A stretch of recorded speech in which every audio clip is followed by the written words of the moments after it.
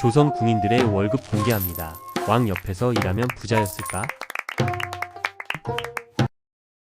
문명의 렌즈입니다. 이 채널은 역사를 외우는 곳이 아니라 문명이 작동하는 원리를 렌즈로 확대해서 보여드리는 곳입니다. 오늘의 이야기는요, 조선시대 궁인들은 월급을 얼마나 받았을까입니다. 여러분 상상해 보세요.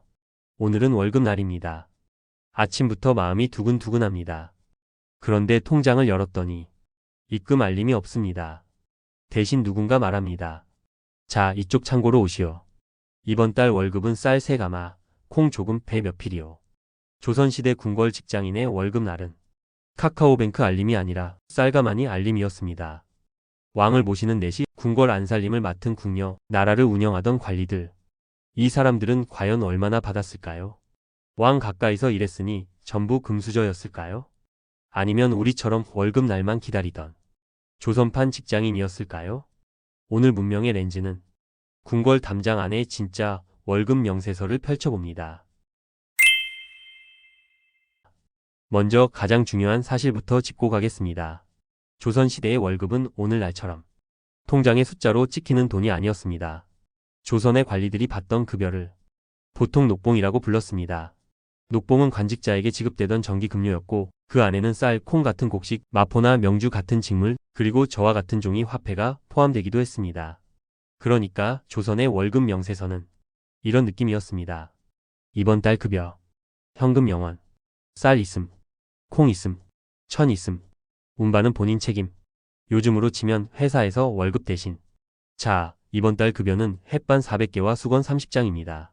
라고 하는 느낌이죠. 물론 당시에는 쌀이 단순한 식량이 아니라 거의 화폐처럼 쓰였습니다. 쌀은 먹을 수도 있고 팔 수도 있고 다른 물건과 바꿀 수도 있었습니다. 그래서 조선의 월급은 현금 없는 월급이라기보다 실물 경제형 월급에 가까웠습니다. 문제는요, 실물로 받으면 멋있어 보이지만 실제로는 꽤 귀찮습니다. 월급 날마다 쌀을 받아야 합니다.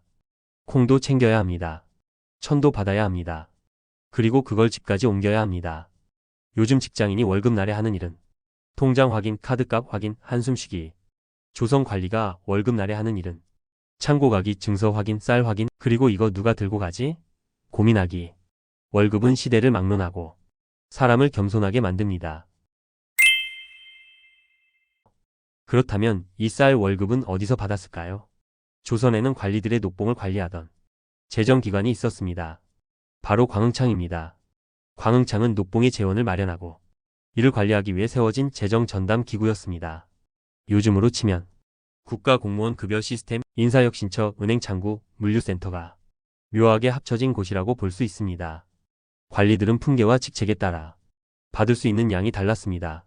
높은 관직이면 많이 받고 낮은 관직이면 적게 받았습니다. 이건 현대 회사와도 비슷합니다.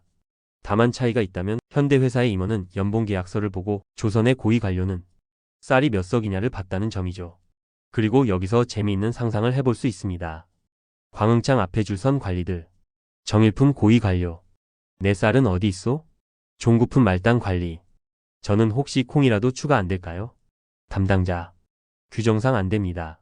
이쯤 되면 조선도 이미 인사팀의 냉정함을 알고 있었습니다. 조선의 관직 체계는 품계가 있었습니다. 높게는 정일품, 낮게는 종구품까지 내려갑니다. 쉽게 말해 정일품은 조선 관료 세계의 최상층, 종구품은 말단에 가까운 실무자였습니다. 자료에 따르면 조선시대에는 품계별로 녹봉 지급량에 큰 차이가 있었습니다. 예컨대 조선 전기 기준으로 정일품은 곡식 97석, 종구품은 곡식 12석 정도로 설명됩니다. 여기서 석이라는 단위가 나옵니다. 정확한 무게 환산은 시대와 기준에 따라 차이가 있지만 중요한 건 비율입니다. 정일품과 종구품의 차이는 컸습니다. 그런데 여기서 반전이 있습니다. 오, 정일품이면 완전 부자였겠네? 라고 생각할 수 있지만 조선의 고위 관료는 체면 유지비가 엄청났습니다. 집안 식솔, 하인, 손님 접대, 의례, 혼례, 제사, 그리고 양반 사회에서 요구되는 품위 유지. 월급은 많아 보여도 나가는 돈, 아니 나가는 쌀이 많았습니다. 현대식으로 말하면 이렇습니다. 연봉은 높은데 경조사비와 품위 유지비와 집안 행사비로 월급이 순삭되는 구조. 조선판 고위직의 삶도 생각보다 녹록지 않았던 겁니다. 반면 말단 관리는 정말 빠듯했을 가능성이 큽니다. 받는 양은 적고 생활비는 필요하고 부업은 쉽지 않고 위에서는 체면을 요구합니다. 이쯤 되면 종구품 관리의 마음속에는 이런 생각이 들었을지도 모릅니다. 아, 과거 급제하면 인생 폈다더니 왜 내 인생은 쌀포대처럼 무겁지? 그렇다면 궁궐 안에서 왕을 가까이 모시던 내시들은 어땠을까요? 조선시대 내시는 내시부 소속으로 왕명 전달, 음식물 감독, 청소, 걸문 수직 등 궁궐 안의 여러 업무를 맡았습니다. 내시부에는 높은 직책인 종이품 상선부터 종구품 상원까지 여러 직책이 있었습니다. 즉 내시도 그냥 왕 옆에 있는 사람이 아니라 나름의 조직과 직급이 있는 궁궐 전문직이었습니다. 요즘으로 치면 대통령실 의전, 보안, 비서, 총무, 시설관리, 시금 감독 기능이 섞인 궁궐 내부 운영팀이라고 볼 수 있습니다. 그런데 내시는 단순히 잡일만 한 것이 아닙니다. 왕 가까이에서 일한다는 건 정보와 권력의 중심에 있다는 뜻이기도 했습니다. 우리 역사넷 자료에서도 내시는 왕과 24시간을 보낸다고 해도 과언이 아니었고 때로는 공신이 되어 부귀영화를 누리는 경우도 있었다고 설명합니다. 그러니까 내시의 삶은 양면적이었습니다. 한편으로는 제한이 많고 사회적 시선도 무거웠습니다. 하지만 다른 한편으로는 왕 가까이에서 일하는 특수 직군이었고 경우에 따라 상당한 지위와 혜택을 누릴 수도 있었습니다. 요즘 말로 하면 이렇습니다. 업무 강도 최상, 사생활 제한 많음, 하지만 최고 권력자 바로 옆 근무. 복지는 케이스 바이 케이스. 채용 공고로 쓰면 아마 이렇게 됩니다. 조선 왕실 내시부 채용. 근무지 궁궐. 업무 왕실 운영 전반. 장점 왕과 가까움. 단점 너무 가까움. 급여 풍계에 따라 현물 지급. 비고 멘탈 강한 분 우대.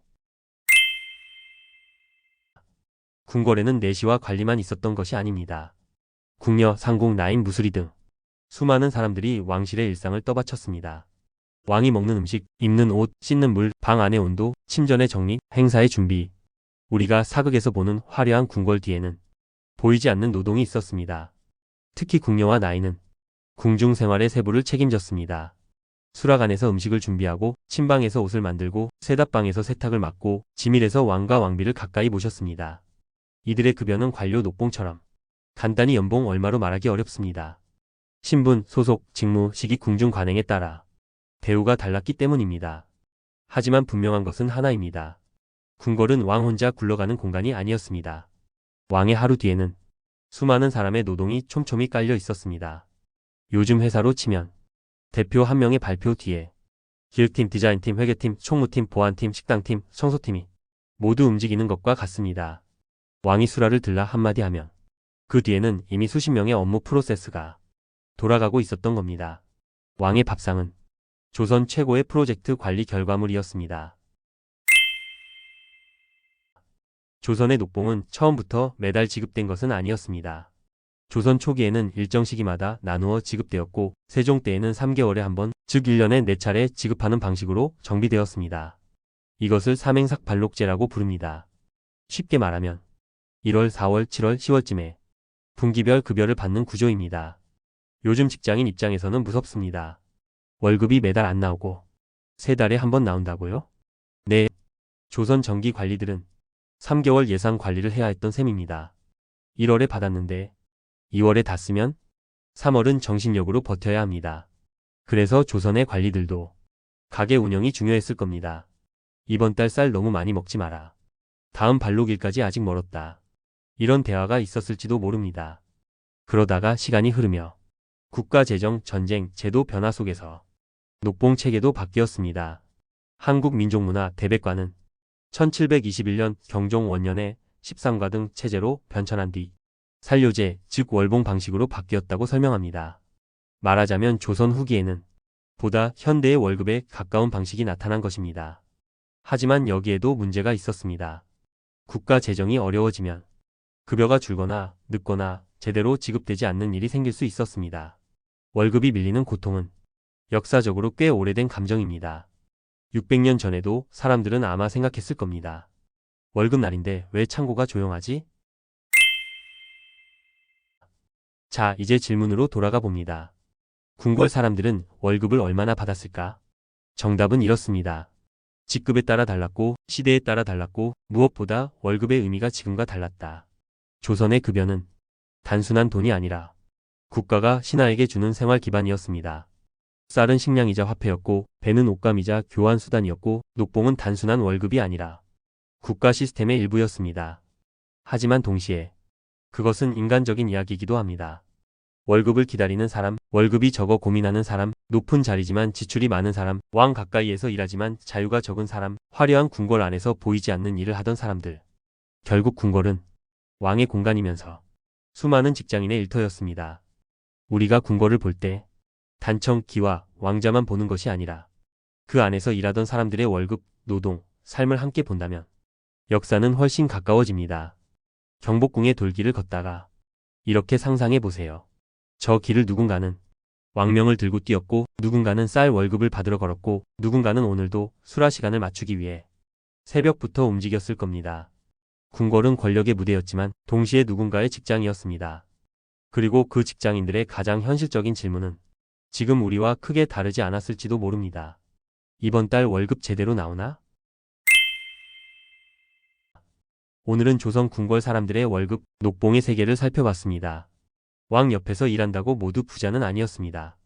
높은 사람은 높은 사람대로 체면 유지가 힘들었고 낮은 사람은 낮은 사람대로 생계가 빠듯했으며 궁궐의 수많은 노동자들은 역사책의 주인공은 아니었지만 왕실의 하루를 실제로 움직인 사람들이었습니다.